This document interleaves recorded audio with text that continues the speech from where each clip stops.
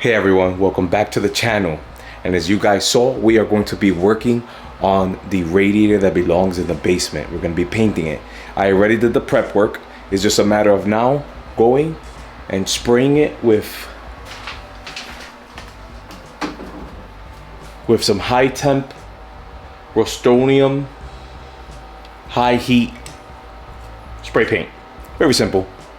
I'm not going to go anything crazy. The only thing I am a little bit worried about is that with this paint, I don't know if it's gonna block off the red paint that's on it already, which says save. But if it does bleed through, I think it'll give it a nice little rustic New York look. So I hope it comes out good if it does bleed through. Also in this video, if you guys remember, in this access door, I have to install a outlet. So I'm also going to be installing that because as you guys saw in the last video, I did get water backup and I have to get that pump because it is hurricane season. I think it's from June to November that we have hurricanes, and we do get a lot of backups here in New York. Certain areas, not everywhere. Unfortunately, I am in one of the areas where I get the backup. So I'm going to prep this. I'm going to install that so that we have an outlet for the pump that I'm going to be using when or if we get a water backup.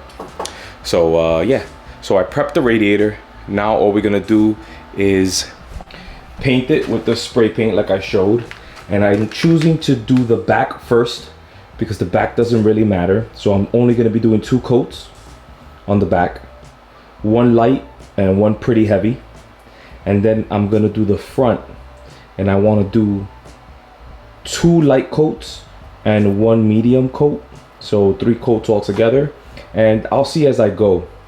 I also ordered other caps, so if you guys see this, there are 3 different colors. So this is the thin one, this is medium, and this is fat. That's why I put the F on this one, is because this is the one I want to use, because I want to get good coverage with this. I don't want to be making a nice little thin line. I want to spray it and cover a lot with just 1 pass. I don't want to be doing little passes at a time, so I think it's going to work perfectly with this cap. If it doesn't, I'll let you know. So let me set up the camera and start spraying.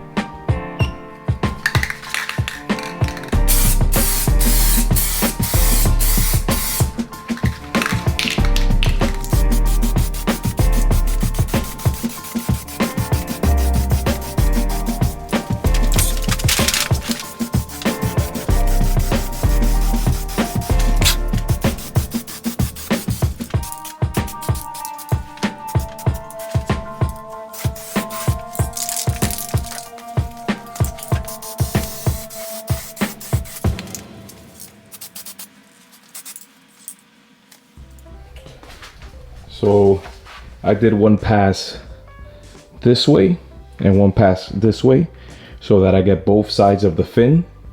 I wanted to go light like I said, but with this cap it came out pretty heavy, so but it's all good. It's the back, I'm getting used to it. The next pass, what I'm going to be doing is spraying from above straight down to get the inside here. To be honest, the back doesn't really matter, but it's good to see how this paint is going to be reacting. So on the other side I could right my wrongs, let's say. So let's let this dry and then we'll give it another coat.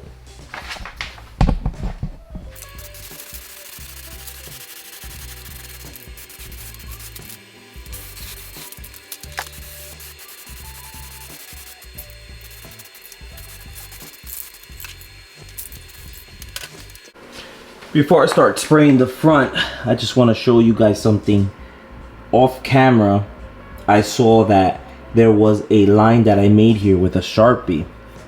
So what I did was I used some of this, which pretty much blocks out stains when you paint it. So I gave it 2 coats, and as you can see, it didn't come through. The only problem with this, I think, is this paint is not high temp. So when this heats up, this paint might boil, or whatever happens to paint that, I don't know, that isn't for high temp situations. So it'll probably bubble up. So I use quite a bit of it. So we're gonna see what happens. If in the future it does boil up, I guess we're taking it back off, sanding it, and putting the right paint on it.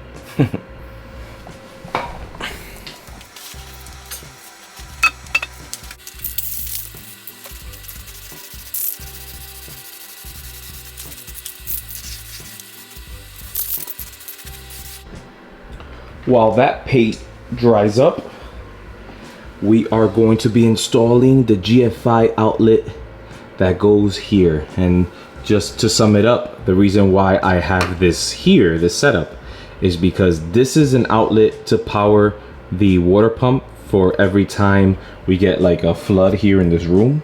And this is the drain that connects to the system. So all I have to do is, hold on, let me shut this off. All I have to do is plug in the pump, hook it up here, and drop the pump on the water, and it'll pump everything out with no problems. So we are going to be putting a GFI here. And in the future, I am going to be hooking up another BX line here. So when I put the cabinets that go up here, I'm going to be putting under cabinet lights, and I'm going to be using the power from here. So yeah, but the problem that we're having here is that right now, we don't have any power. As you can see, here we have power, but here we don't. So I am going to have to find where the power is, and well, not where the power is, but where those lines go. So I have this nifty tool, which is called a toner. Doing this with one hand, sorry. So pretty much this makes the tone on the wires, and this device right here picks up the tone, for example. So now that that's on, this picks up the tone. So when I hook up the toner to these 2 wires, I should be able to locate the wires. It's either in this outlet or in the outlet behind the washer and dryer. So let's hook that up and find out where it's at.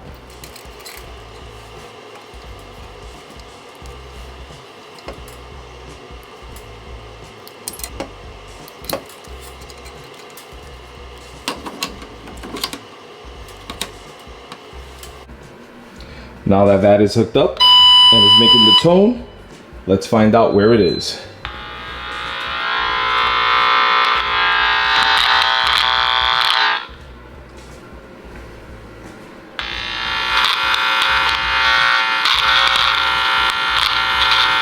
It's somewhere in here.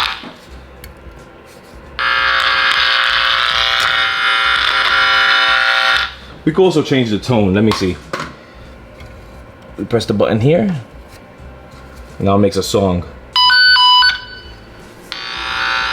Yeah, so it's in here somewhere. So what I'm going to be doing is I'm just going to hook up this power outlet, and when it comes time to hook up this outlet, I'll hook the power up to this. So we already know that this outlet runs to this one right here. Simple.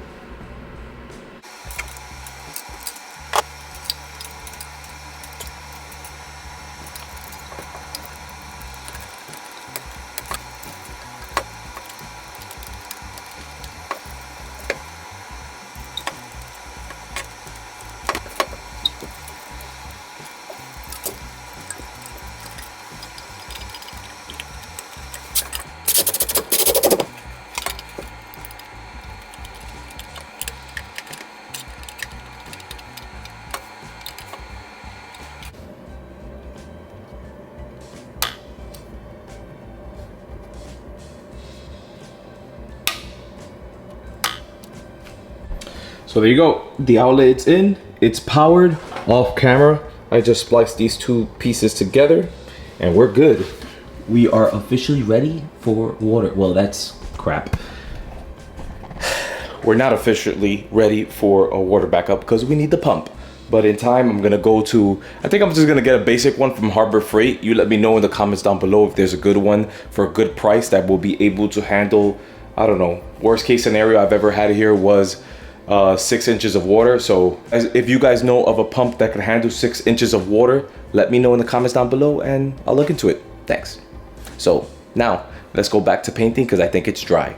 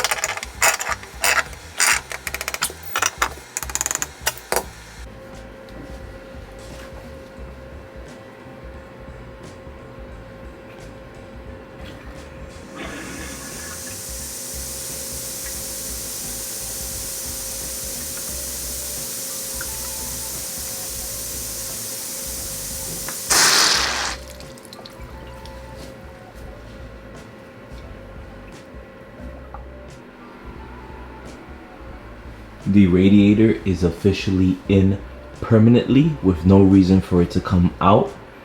And as you guys saw, I turned on the water. It is officially filled. As soon as the radiator filled up, that let go of some water and then it sealed itself. So it's filled with water. It's holding on to water. So we have nothing to worry about. The only thing that I do have to do is, as you guys can see, there is a gasket on this one. Gasket? I don't know what it's called. But what goes around the pipe to cover the damage around the wall from the pipe coming out, I just need to install it here. As you can see right here. So that is officially in. Also, as you can see, the word save that was on it, like starting from here to the end over here, you can't see it. It didn't bleed through. But that marker that we had up here, where I made a line to line up with this outlet, that is also gone, but it's gone because I used the other spray paint. So we're going to see how that reacted. I like how it looks with the white wall. And the valves also worked. So we're good. I also installed the outlet that is in there. So all I have to do is get the pump, and if we ever get a water backup again, that is all ready to be in use. And that is pretty much it for this video. Very simple, just had to put an outlet in to get ready for another water backup. Because you guys saw in the last video, I did get some water in here. I just had to mop it and use the blower fan because I had no pump or anything. And also I wasn't here for the majority of the water being here, so it's all good. I have met up with a friend of mine, and we should be getting a quote on how much this door is going to be costing with the hardware and everything. So I'm making moves on this door to get my room secured. The cabinet that goes on this wall should be here this week, very soon. So that should be maybe 2 videos from this one. And for the next video, we are going to be cleaning this up, and I'll show you guys a little bit how. I have a monitor riser here. I'm gonna be building that, making it like, you know, 2 levels, like a shelf, putting all the technology on there and putting a battery backup underneath, so if the power ever goes out, I still have some internet while I find the breaker. So that's gonna be on the next video.